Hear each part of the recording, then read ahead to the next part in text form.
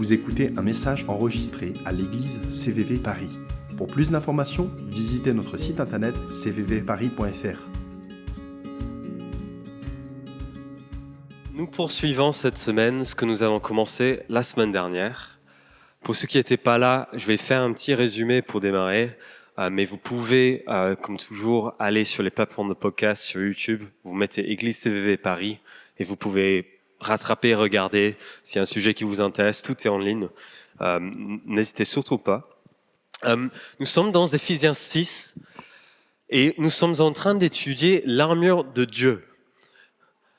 C'est Paul qui décrit le casque du salut, le cuirasse de la justice, toute l'armure que Dieu semble donner aux chrétiens pour faire face aux difficultés, aux combats, aux luttes auxquelles nous devons faire face.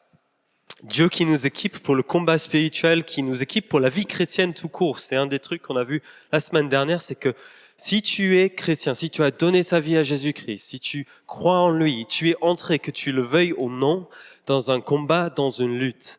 L'ennemi de Dieu, Satan, les démons, les forces du mal, les esprits dans le monde céleste, s'acharnent contre Dieu, s'acharnent contre sa création, et s'acharne du coup aussi contre les enfants de Dieu. Et quand tu traces une ligne dans le sable, tu dis, Jésus, je vais te suivre. Nous avons donc un adversaire, nous avons un ennemi, et nous devons donc ne pas être naïfs, pas être dans le déni par rapport à ce combat, mais justement se préparer et s'apparer de toutes les armes que Dieu nous donne pour entrer dans le combat sereinement et de vivre la victoire de Jésus-Christ dans notre quotidien. Et on a vu en Éphésiens 1 que toute la lutte du chrétien, tout le combat du chrétien commence avec une réalité. C'est ce que nous avons chanté ce matin. C'est que Jésus a vaincu sur la croix. Il a été ressuscité par la puissance de Dieu. Et le Père a maintenant élevé Jésus à sa droite dans les lieux célestes. Il règne maintenant sur toute chose, toute domination, toute autorité, toute puissance, toute souveraineté d'hier, d'aujourd'hui et de demain. Point. Jésus règne, il est Seigneur, et il est assis dans les lieux célestes. Et on a vu comment être assis, c'est cette position de pouvoir. Il n'est pas debout en train de crier, en train de stresser. Il est assis, il est en contrôle. Il ne se stresse pas. Et c'est ces versets en Éphésiens 1 où c'est écrit, cette puissance, il l'a déployée, donc le Père l'a déployée en Christ. Quand il l'a ressuscité, elle l'a fait asseoir à sa droite dans les lieux célestes, au-dessus de toute domination, de toute autorité, de toute puissance, de toute souveraineté, de tout nom qui peut être nommé non seulement dans le monde présent, mais aussi dans le monde à venir. Il a tout mis sous ses pieds. La lutte spirituelle, le combat spirituel démarre ici. Jésus-Christ règne. Amen. Et Éphésiens 2 nous montre que nous aussi, nous sommes comme amenés dans le règne du Christ. C'est écrit, il nous a ressuscités, amenés de la mort à la vie et fait asseoir avec lui dans les lieux célestes en Jésus-Christ.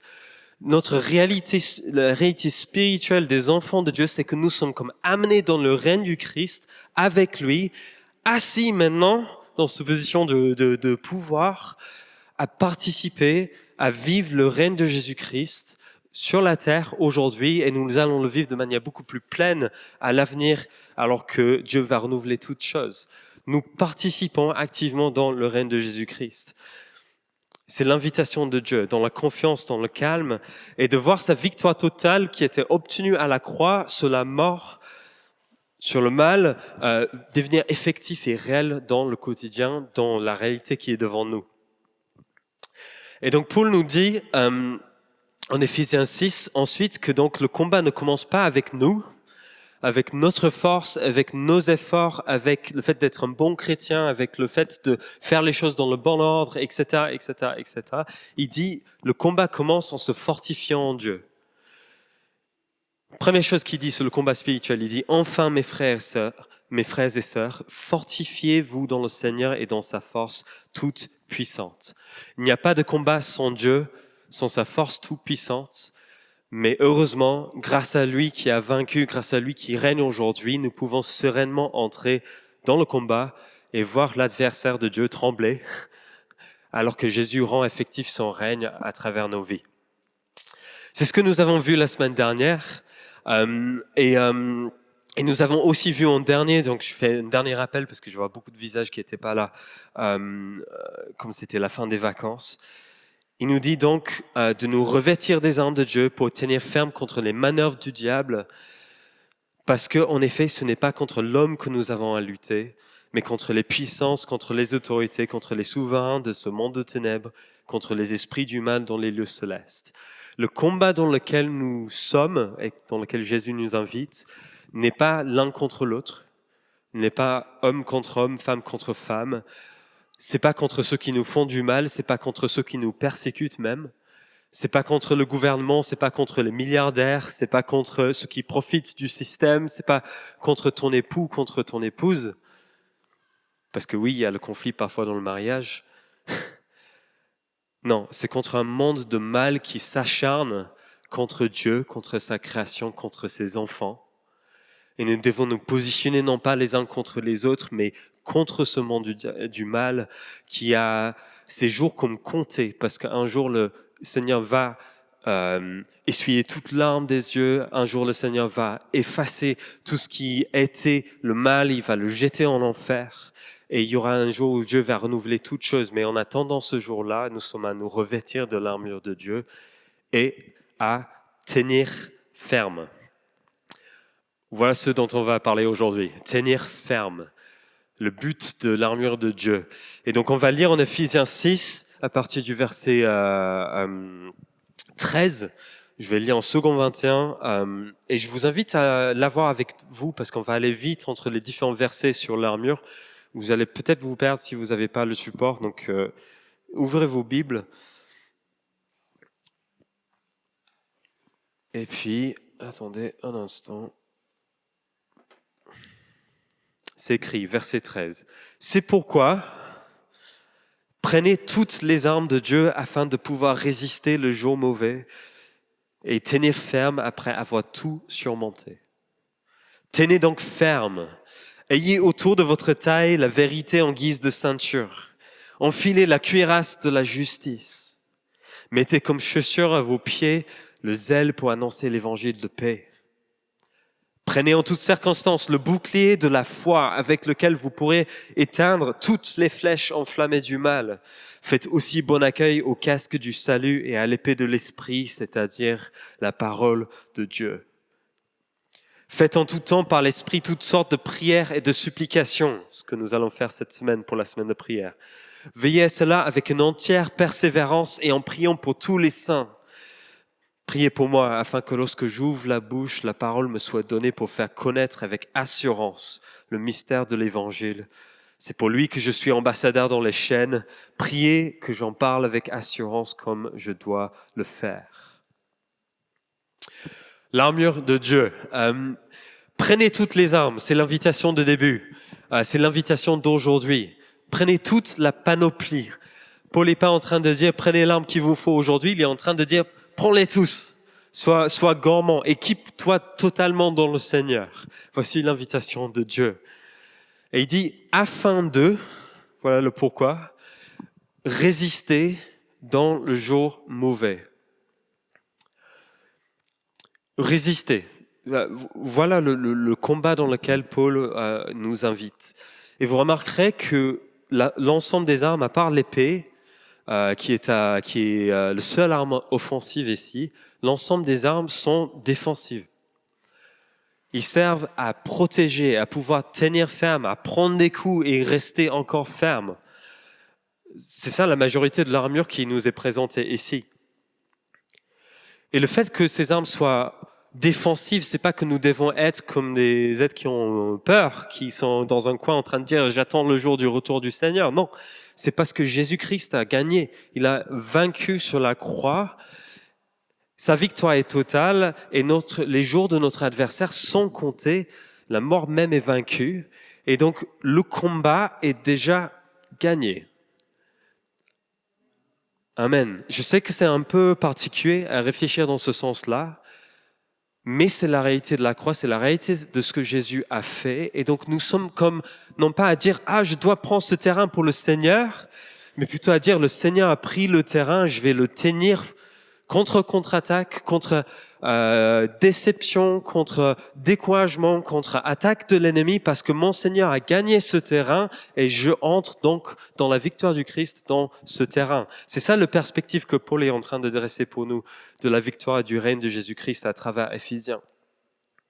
Et donc nous qui sommes assis dans les lieux célestes avec Christ, dans cette réalité spirituelle, donc nous restons fermes contre les contre-attaques de l'ennemi dans le terrain que le Seigneur a gagné, afin de voir son règne devenir concret dans nos vies, à travers nos vies. Et Paul nous dit que cette résistance prend son sens notamment dans le jour mauvais. Alors qu'est-ce que c'est le jour mauvais ? Il y en a qui ont spéculé que peut-être c'est un jour où il y a une sorte de combat final avant le vrai, le fait de rendre complet toutes les choses que Jésus-Christ a préparé pour l'avenir du monde, etc. Mais il est beaucoup plus probable qu'il s'agit de quelque chose que nous connaissons tous. C'est le théologien N.T. Wright qui le dit de cette manière-là. Il dit, c'est ces moments quand le mal saisit son moment. C'est le jour mauvais, c'est ces moments de désastre, c'est les moments de confusion, c'est les moments auxquels tu t'attendais pas, les nouvelles auxquelles tu t'attendais pas. C'est quand les choses ne se passent pas comme prévu. C'est quand la maladie, quand toutes sortes d'acharnements, quand toutes sortes d'épreuves et de difficultés se présentent dans ta vie, dans la vie de l'Église, dans le monde autour de nous. Voilà le jour mauvais que nous vivons tous à certains moments, auxquels nous devons faire face. Quand le mal saisit son moment. Et dans ces moments de combat, est-ce qu'on va fuir ? Est-ce qu'on va se décourager ? Est-ce qu'on va pécher? Est-ce qu'on va devenir tiède? Ou est-ce qu'on va tenir ferme dans l'armure que Dieu nous donne pour le combat? Ok, voilà le contexte de ce combat. Je pense aussi qu'on pourrait lire aussi dans ce verset qu'il est facile de démarrer les choses. Allez, je vais prendre cette initiative pour Dieu. Mais c'est le jour où on rencontre les murs, les difficultés, que nous nous rendons compte que nous avons besoin de l'armure de Dieu et de sa protection pour nous. Va-t-on fuir? Va-t-on se décourager? Pécher, devenir tiède? Ou est-ce qu'on va tenir ferme après avoir tout surmonté? Donc Paul il nous dit, tenez donc ferme. Ok, on va faire ça. Ayez autour de votre taille la vérité en guise de ceinture et enfilez le cuirasse de la justice, verset 14. Le ceinture, c'est ce qui tient le tout. Quand on est un soldat, c'est pas juste pour tenir son pantalon, c'est pour que tout l'armure ensemble soit bien tenu. C'est l'élément un peu indispensable pour finir l'armure. Il est probable que Paul, dans ce verset, fait appel à Ésaïe 5, dans ce verset, avec l'image du Messie qui vient juger la terre pour tout restaurer. Okay, et donc Ésaïe 11, 5, c'est écrit « La justice sera comme une ceinture autour de sa taille et la fidélité sera comme une ceinture sur ses hanches. » Et ce mot « fidélité », qui est cette ceinture autour de ses hanches, c'est le mot « émuna », qui a le sens de fermeté et de vérité. Donc c'est comme s'il y a une sorte de fermeté, de vérité, d'ancrage qui est autour de Dieu, qui ne bouge pas. Et dans ces versets en Éphésiens qu'on est en train de lire, le mot vérité et le mot aletheia, qui veut dire ce qui est vrai, quelle que soit la considération. Ce qui ne bouge pas, ce qui reste vrai qu'on le croit ou pas, qu'on le veuille ou non, ce qui ne bougera pas dans l'avenir, ce qui a toujours été vrai dans le passé. Voici cette vérité que nous sommes comme attachés au de nous comme une ceinture. La vérité, c'est ce qui nous ancre, c'est ce qui nous rend stable, c'est ce qui nous rend ferme. La vérité appartient à Dieu, d'ailleurs, pas à nous. Nous n'avons pas à décider de ce qui est la vérité. La vérité appartient à Dieu. C'est ce qui est vrai, quelle que soit la considération. Et c'est d'autant plus vrai dans un monde post-vérité. C'est d'autant plus vrai aussi quand on entend à longueur de journée des gens définir la réalité, définir la vérité pour nous.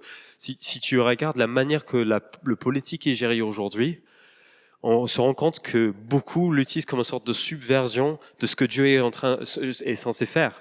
Si le politicien il dit ça c'est vrai, alors qu'on voit en fait c'est totalement faux, c'est partiellement faux et tout ça, il est en train de se prendre parfois pour Dieu et de nous essayer d'enseigner une vérité. Or, la vérité appartient à Dieu.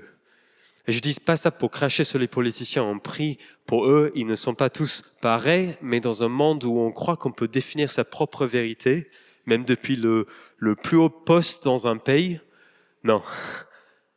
La vérité appartient à notre Seigneur. Et c'est lui qui jugera ceux qui sont les puissants de notre monde et ceux qui ont l'autorité aujourd'hui dans nos pays. Et j'aimerais pas être eux devant Dieu. La vérité appartient à Dieu et elle nous ancre. Et la Bible est remplie de la révélation de ce qui est la vérité, ce qui est vrai, ce qui est juste et ce dans quoi nous devons nous ancrer. Et je peux donner quelques exemples à travers Éphésiens, mais il faut aller dans les Écritures, il faut se remplir de cette vérité-là. Mais en Éphésiens 1, on a vu que Jésus-Christ a été ressuscité de la mort, que le Père l'a fait asseoir à sa droite dans les lieux célestes. Il est au-dessus de toute domination, de toute autorité. La vérité, la ceinture autour de nous, c'est que Jésus règne. Oui, mes circonstances. Oui, la réalité de la vie est difficile. Nous endurons des souffrances dans cette vie, mais la ceinture autour de moi est que mon Seigneur règne et c'est lui qui a le dernier mot. Je suis assis avec lui dans les lieux célestes. Dieu ne m'a pas laissé à me débrouiller tout seul en tant que chrétien, à galérer. Non, il m'a amené avec lui. Quelle grâce, quel incroyable honneur qui nous fait de nous asseoir avec lui. Dieu m'aime. Dieu a de la considération pour moi. Et il m'amène dans ses projets. La ceinture autour de moi. Oui, je crois à ça, même si le diable veut me faire croire l'inverse. En Éphésiens 3, c'est écrit aussi que Dieu peut faire infiniment plus que tout ce que nous demandons ou pensons. Quand l'ennemi vient nous dire que Dieu ne peut pas agir, que je suis allé trop loin pour que Dieu me fait grâce, que le Seigneur ne se soucie pas de mon problème, il peut faire infiniment plus que tout ce que nous demandons ou pensons. Il peut agir beaucoup plus que ce que tu crois. Il peut faire beaucoup plus. Voici la vérité qu'on met autour de nous quand l'ennemi vient essayer de nous décourager.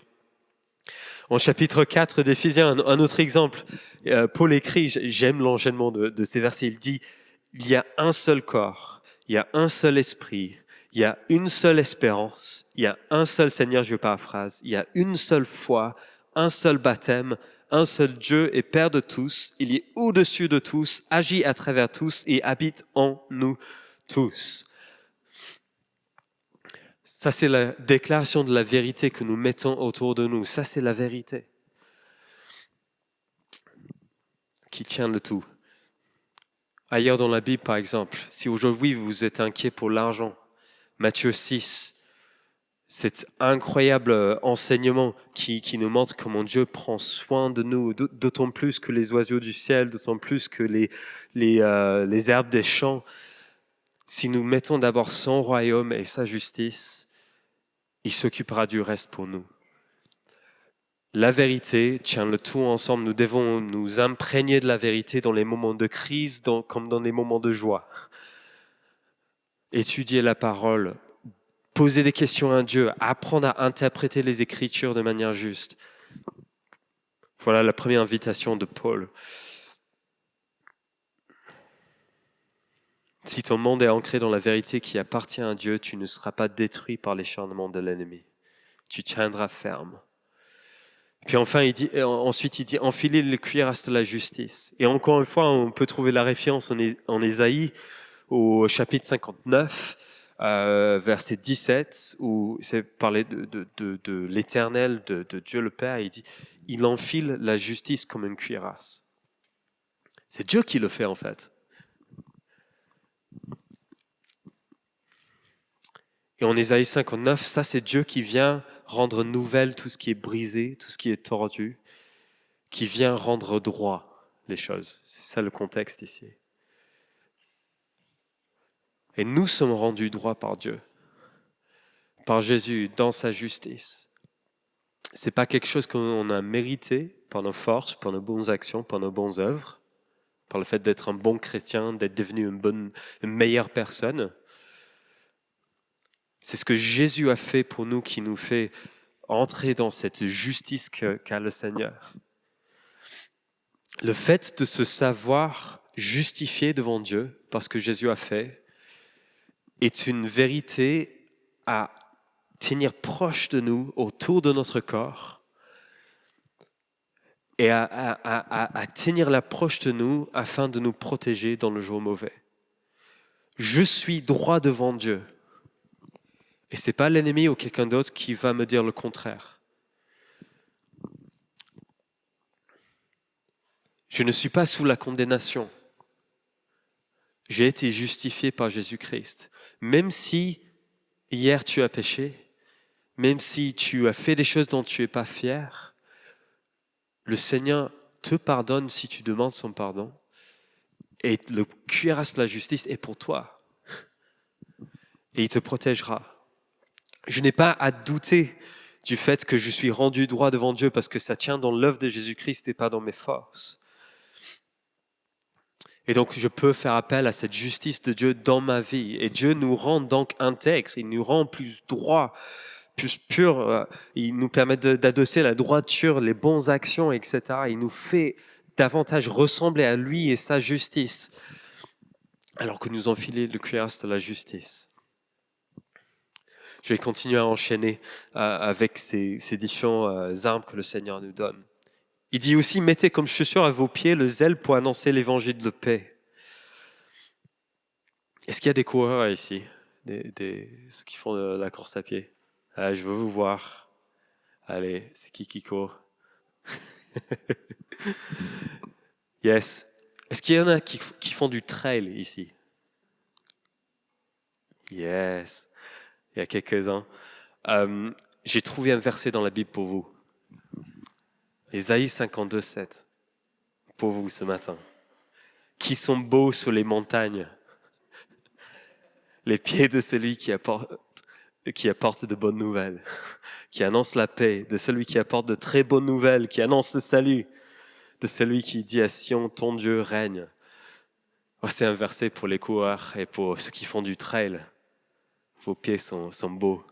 C'est ça le paradoxe en fait, parce que les pieds de ceux qui font des ultramarathons, du trail et tout ça sont pas beaux en fait.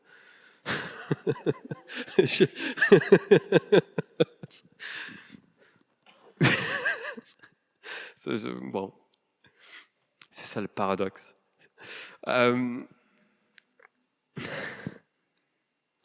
Quand on pense à l'évangile, quand on est encouragé à annoncer avec zèle que Paul nous présente ici, je pense très vite à la mort et à la résurrection de Jésus-Christ. Et c'est le socle, c'est une partie principale de ce que c'est l'évangile. Mais l'évangile, c'est aussi que le Christ ressuscité règne et il va renouveler toutes choses. C'est ça aussi l'évangile, la bonne nouvelle de Jésus. Ça ne s'est pas arrêté le jour de sa résurrection. En fait, ça continue et ça va prendre l'ampleur jusqu'à la nouvelle création et l'éternité de son règne. Un jour, le règne de Jésus sera pleine. Nous allons vivre, d'ailleurs, sous cette règne, le règne de Dieu, des êtres physiques aussi. Vous savez, nous allons avoir des corps glorifiés. Nous n'allons pas juste dans un état d'esprit, dans un nuage quelque part. Notre destination, ce n'est pas le ciel en fait. C'est la nouvelle création, une réalité bien matérielle en fait, que le Seigneur va instaurer à la fin des temps, enfin des temps en tout cas de cette époque de sa création. Nous allons vivre dans la réalité concrète du règne de paix de Jésus-Christ. Et ça va être beaucoup plus que ton rêve le plus fou. Vous vous rendez compte que cette réalité dans laquelle nous allons vivre va être plus qu'incroyable, plus que mind-bending, je ne sais pas comment on peut dire ça en français. Ça va nous tordre le cerveau dans un sens, tellement ça va être quelque chose d'incroyable. L'évangile, c'est pas vendre un billet, aller simple vers le ciel. Mettez les chaussures du zèle pour annoncer l'évangile, c'est pas juste dire « Allez, tu peux aller au ciel ». C'est inviter des personnes dans une réalité qui vient d'un règne de paix, un règne de justice, un règne de bonté, un monde où tout sera rendu droit, où tout sera bon, où l'intention initiale de Dieu, ce qu'il a instauré dans le jardin d'Éden, sera restauré, la nouvelle Éden, merci, sera instauré. Voici donc ce dans quoi on embarque les gens quand on dit « Viens à Jésus ». C'est une espérance plus qu'incroyable. Le zèle que le Seigneur nous donne, c'est de dire qu'un jour Dieu va tout rendre droit dans un monde qui est en perdition, dans un monde de menteurs, dans un monde de toutes sortes de souffrances. Jésus prépare un avenir incroyable. Nous sommes à inviter des gens dans ça, qui sont beaux sur les montagnes, les pieds de celui qui apporte de bonnes nouvelles, qui annonce la paix, de celui qui apporte de très bonnes nouvelles, c'est une très bonne nouvelle, qui annonce le salut, de celui qui dit à Sion, ton Dieu règne. Et voici en quoi consiste le règne de Dieu et l'éternité qui nous attend. Ensuite, c'est écrit, et j'enchaîne parce qu'on a un temps de partage à la fin avec quelques amis, je pense que c'est super important et ça va faire partie de la réponse à cette prédication. Mais il faut du temps dans ces versets sur l'armure de Dieu parce qu'il y a beaucoup d'interprétations qu'on peut faire et je vous encourage, si ça vous interpelle, d'essayer d'aller plus loin, d'étudier ça. C'est écrit, prenez en toutes circonstances le bouclier de la foi avec lequel vous pourrez éteindre toutes les flèches enflammées du mal. Les boucliers étaient faits en bois à cette époque. Comment est-ce qu'un bouclier en bois peut nous protéger contre une flèche enflammée? Il est déjà brûlé. D'autres idées? Du carbone. Du cuir au-dessus? Ouais, peut-être. Alors, à ce qui paraît, à cette époque-là, une des techniques des Romains, ou dans le monde ancien en tout cas, c'était de mettre une sorte de tissu trempé dans l'eau sur le bouclier pour que quand une flèche enflammée arrive sur son bouclier, ça ne prend pas feu, mais ça peut s'éteindre. Les manœuvres du diable, de notre ennemi spirituel, nous donnent l'impression qu'on va prendre feu. Vous avez remarqué ça? Quand on arrive dans le jour mauvais, c'est comme si tout va s'écrouler, le monde va prendre fin. Parfois, on peut avoir le sentiment même qu'on va mourir face à certaines des difficultés auxquelles on fait face. Ça vous est peut-être arrivé. Le jour mauvais peut être terrifiant, comme une flèche enflammée. Mais le bouclier de la foi est comme un bouclier prêt à éteindre même le feu qui vient sur notre bouclier. Vous savez, dans les situations, on peut toujours raconter plusieurs narratifs dans ce qui nous arrive dans la vie, parfois un peu de vérité dans tout. Pour rigoler un peu, on peut voir ça aussi dans la manière que les gens présentent leur travail, leur métier. Donc j'ai inventé un exemple, c'est pas du tout un exemple vrai, mais je vais lire 2 descriptions de travail et vous allez voir comment on peut avoir 2 facettes des choses, ok? Donc je pourrais dire, mon job c'est de trouver des solutions aux grosses problématiques de la transition écologique pour assurer un avenir pour notre planète et pour l'humain. NG. Ok, deuxième exemple pour le même job. Je rédige les rapports pour mettre ma boîte en conformité sous les nouvelles règles écologiques. Je ne sais pas trop si la direction lit les rapports, mais dans tous les cas, ils sont obligés de les avoir. NG.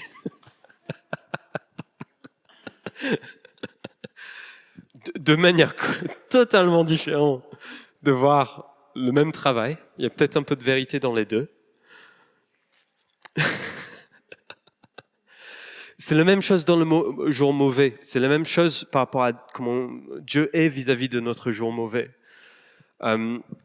L'ennemi son narratif de notre situation, c'est que tout va s'effondrer. Son narratif, c'est que tu ne vas pas t'en sortir. Son narratif, c'est que Dieu n'est pas là. Lui, l'ennemi, nous dit que tout ça pour rien, ça servait à rien. Toutes ces années que tu as mis, ça sert à rien. Tu as perdu ton temps, etc., etc., etc., etc. Voici le narratif de l'ennemi, souvent dans notre jour mauvais. Le bouclier de la foi, c'est notre narratif. Mais cette fois-ci, il n'y a pas de vérité dans les deux. La vérité appartient à Dieu. C'est Romains 8. Si Dieu est pour nous, qui sera contre nous? Dieu est pour moi, pas contre moi. Hébreux 13. Je ne te délaisserai pas. Non, Dieu ne t'a pas abandonné dans ton jour mauvais. Ton sentiment, peut-être c'est ça. Hein.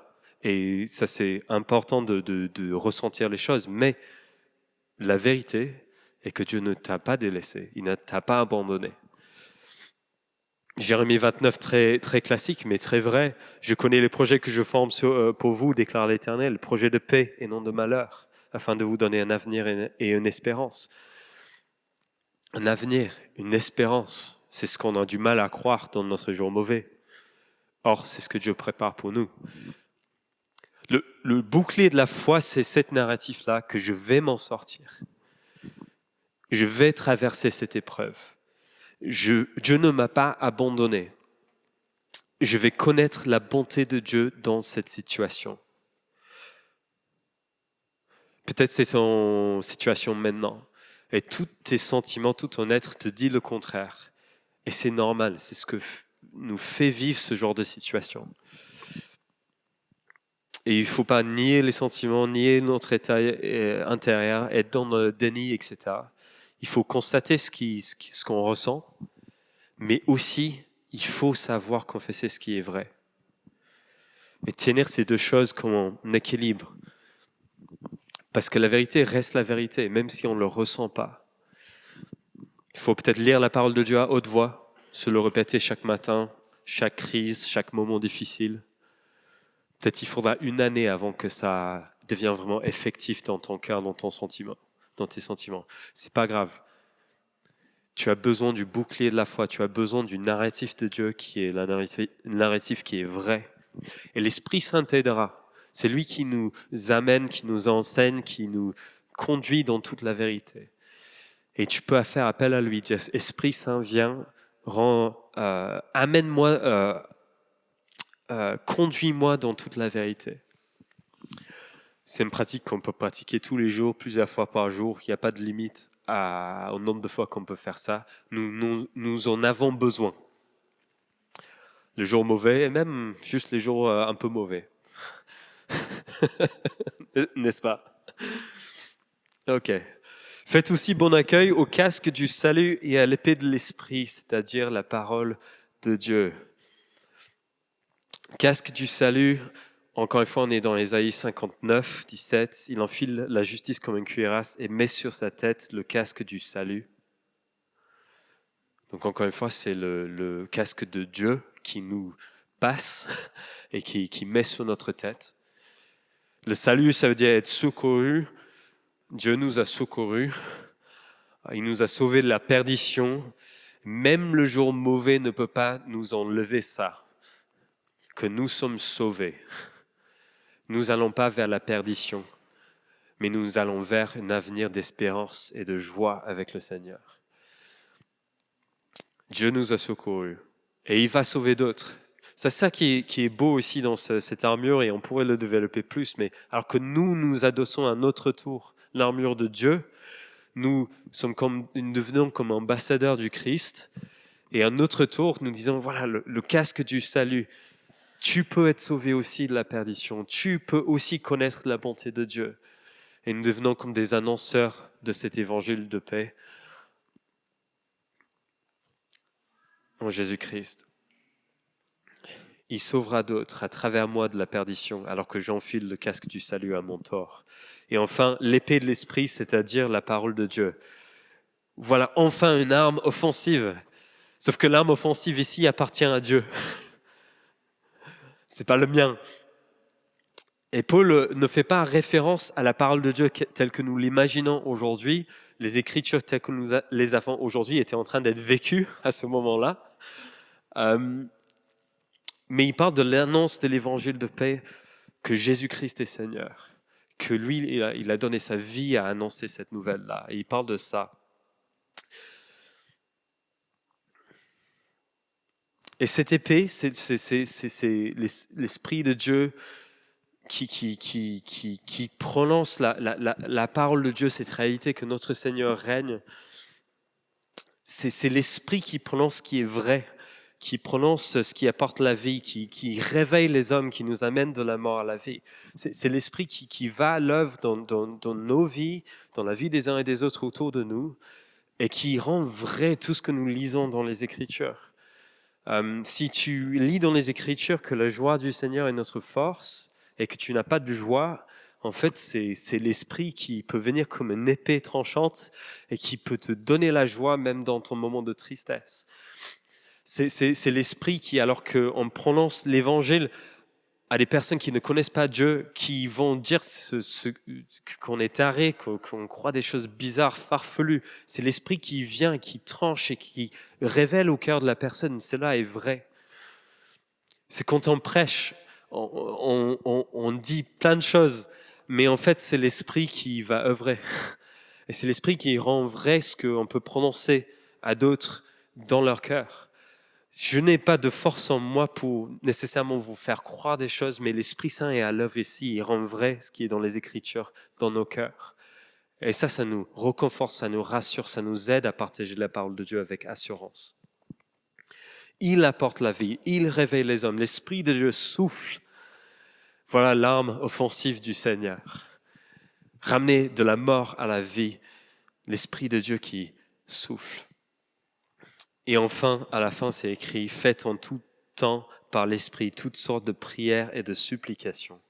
Veillez à cela avec une entière persévérance en priant pour tous les saints. » La conclusion logique de l'armure, c'est donc prions. Prions. Prions pas comme des victimes, comme des personnes qui sont sans défense, qui sont juste en train de subir toutes les attaques de l'ennemi, mais prions comme des personnes qui ont endossé l'armure de Dieu, qui ont la confiance d'être assis dans les lieux célestes avec le Christ. Et donc prions pour voir son règne devenir effectif, pour voir l'annonce de son évangile de paix devenir vrai et se faire à travers nos vies, dans cette ville, dans les quartiers de cette ville, dans d'autres villes en France, etc. C'est ça la conclusion logique de l'armure, c'est donc tenons ferme et poursuivons dans cette tâche que le Seigneur nous donne. Et c'est ce qu'on va faire cette semaine. Cette semaine, c'est notre semaine de prière annuelle en tant qu'Église.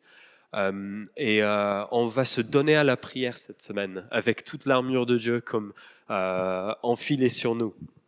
On va prier demain soir, par exemple, avec le Maison des Parfums. C'est une maison de prière qui est menée notamment par Joël ici, et qui va être un moment d'attente de Dieu, de recherche de sa face, de déclaration de choses. C'est des moments où on peut vraiment faire monter comme un autel de louange à Dieu et de prière d'intercession. Et j'aimerais vous inviter, si vous avez besoin d'être fortifié dans le Seigneur, si vous avez envie d'entrer dans une dynamique de déclarer des choses, de nous rejoindre c'est trop bien, merci, Chinoué, dès 20h, de nous rejoindre ici pour le Maison des Parfums. Mercredi matin à 7h, il y a un moment de prière sur Zoom, du coup, finalement. On doit corriger ça parce qu'on a sondé un peu et que pour beaucoup de gens, ça va être compliqué de se rendre à la rue de Lille et on préfère être plus nombreux. Et donc, on va faire un Zoom à 7h du mat et on va enchaîner un peu la prière. C'est trop bien ces moments-là le matin. Vous allez voir, ça va vous faire du bien. Jeudi, on va jeûner. Et chacun pourra prendre du temps de prière. Si vous ne mangez pas le midi, par exemple, vous pourrez prier le midi. J'aimerais nous inviter tous à trouver une manière de jeûner jeudi.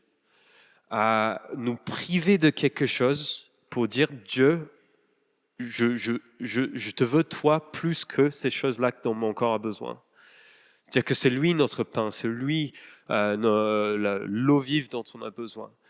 Et j'aimerais nous inviter, même si vous avez jamais fait ça, juste sauter un repas ou quelque chose comme ça. Si vous avez envie de faire toute la journée, n'hésitez pas.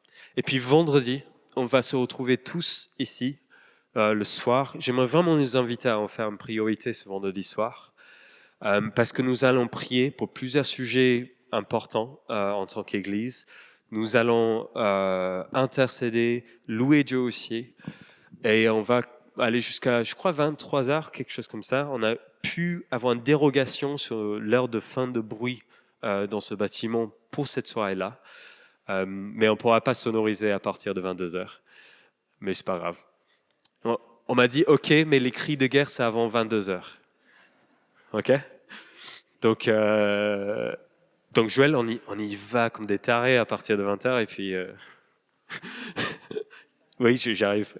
Et puis, pour terminer en beauté, samedi soir, encore le Maison des Parfums. Cette fois-ci, c'est Inter-Maison de prière de Paris, organisé encore une fois par Joël.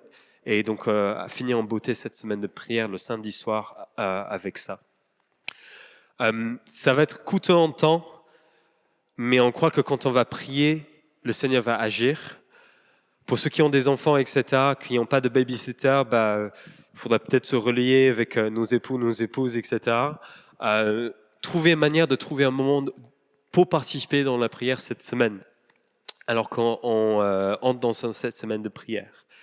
Et peut-être ça peut être intéressant dès ce soir, dès demain matin, de juste relire Éphésiens 6, de nous souvenir du combat dans lequel le Seigneur nous invite, et de juste consciemment enfiler toute son armure. Oui, Seigneur, je mets la ceinture de la vérité, le cuirasse de la justice. Oui, je vais mettre les chaussures que tu me donnes, je vais mettre le casque, l'épée, et se préparer pour vivre ce moment de joie, de prière, de percée avec le Seigneur.